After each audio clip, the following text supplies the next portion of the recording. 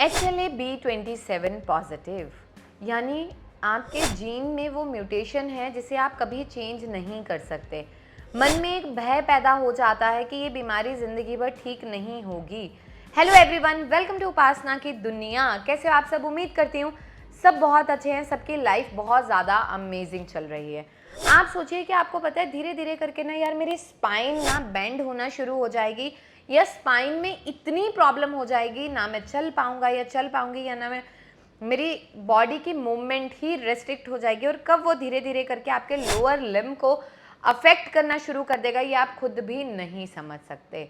HLA-B27 positive आना एक ऐसी प्रॉब्लम का इंडिकेशन है आपकी बॉडी में, और बहुत सारे लोग इस चीज़ को लेके प्रोन हैं। उन्हें बहुत सारे सिम्टम आते हैं और सबसे मेनली जो इफेक्ट आता है वो आपकी स्पाइन पे आता है। पेन इतनी ज़्यादा होती है, आप झुक नहीं पाते हो, आप उठ नहीं पाते हो, स्टिफनेस इतनी ज़्यादा है, बॉडी की मूवमेंट इतनी ज़्यादा रेस्ट्रिक्ट होना शुरू हो जाती है विद टाइम। बट क्या वाकई में हम इसे प्रिवेंट कर सकते हैं? और आयुर्वेद में तो इतनी खूबसूरती से शूल और वेदना शमन का वर्णन किया गया है, कैसे आप अपनी स्पाइन को रिकवर कर सकते हैं, उस लक्षणों को आने से बचा सकते हैं।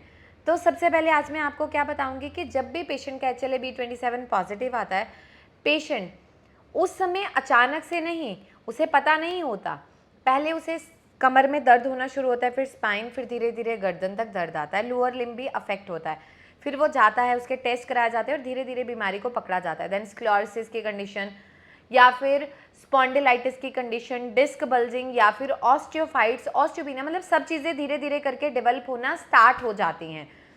लेकिन आयुर्वेद क्या बोलता है कि वात की वृद्धि साथ में अस्थि धातु का क्षय जाके ये कंडीशन को डेवलप करे, और आपकी बॉडी का जो रिस्पॉन्स है अग्नि मंद और अग्नि मंद होना और आव की वृद्धि होना, वो कहीं ना कहीं जाके ये सारी प्रॉब्लम्स को क्रिएट कर रहा है।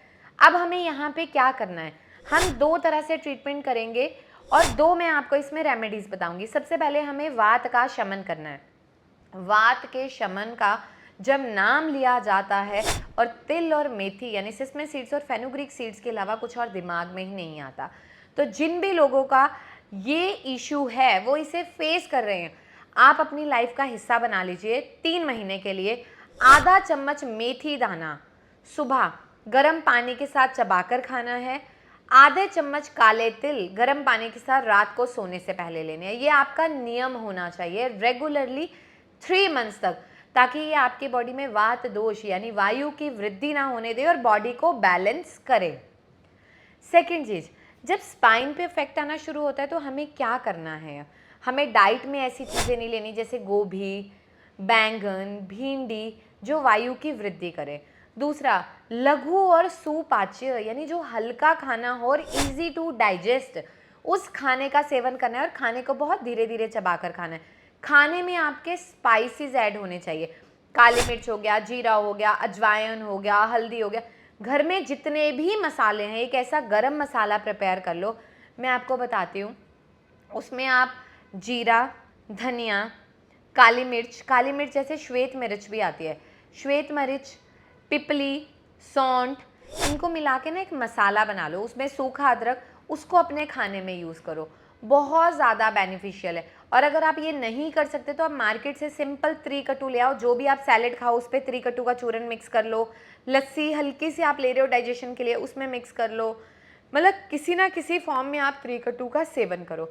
एक दिन में 1 चम्मच से ज़्यादा, मतलब 3 ग्राम, जो छोटा टीस्पून होता है उससे ज़्यादा आप इनटेक नहीं कर सकते, तो मात्रा का भी ध्यान रखना है। अब हम कैसे इसका ट्रीटमेंट कर सकते हैं ये समझना बहुत ज़्यादा ज़रूरी है। हमें अब सिम्टम्स पे काम करना है। तो सबसे पहले हम खाने की वो मेडिसिन देंगे जैसे कि रासना, जैसे कि अश्वगंधा, जैसे कि बला, ठीक है, साथ में वच, ताकि आपके न्यूरोलॉजिकल यानी कंजनाइटिव फंक्शनिंग भी इम्प्रूव रहे, आपको वो स्ट्रेस इंड्यूस ना हो कि यार मुझे यही प्रॉब्लम हो रही है। कई बार क्या होता है ना कि बीमारी इतनी बड़ी नहीं होती, पर हमारे ब्रेन उन चीज़ों को रिलीज़ कर करके बीमारी को इतना ज़्यादा बड़ा कर देता है, तो उन चीज़ों से हमें बचा के रखना है। प्लांट्स के हम मिक्सिंग बनाते हैं, यहाँ पे पूरी प्रेपरेशन रहती है, सिरप है, टैबलेट्स है, पाउडर है, जो हम आपको घर के लिए प्रोवाइड करेंगे। इसके साथ में panchakarma is going to play an important role in the treatment of HLA-B27। मतलब पंचकर्मा के बिना तो संभव ही नहीं है। सबसे पहले लाइन ऑफ ट्रीटमेंट हम जो है पार्श्ववस्ती यानी स्पाइन को स्ट्रेंथ देना शुरू करते हैं अलग अलग ऑयल से। देन पत्र पिंड स्वेद, जिसमें हम अलग अलग प्लांट्स को लेके बॉडी को चैनल्स को ओपन करते हैं, स्रोतों शुद्धि यानी स्रोतों की शुद्धि करते हैं। उसके बाद हम वस्ती अर्ध चिकित्सा, वस्ती को बोला गया वात व्याधि के लिए, इवन आयुर्वेद में ही अर्ध चिकित्सा इस वस्ती, अजय मांस रस वस्ती यानी कि अजय बकरी के मांस रस की वस्ती दी जाती है ताकि शरीर को बल प्रदान करे। ये चीज़ें आपको धीरे धीरे करके बैलेंस करनी है। और बिना ट्रीटमेंट के आप सोचेंगे कि सिर्फ होम रेमेडी से हम ठीक कर पाएंगे, नहीं हो पाएगा।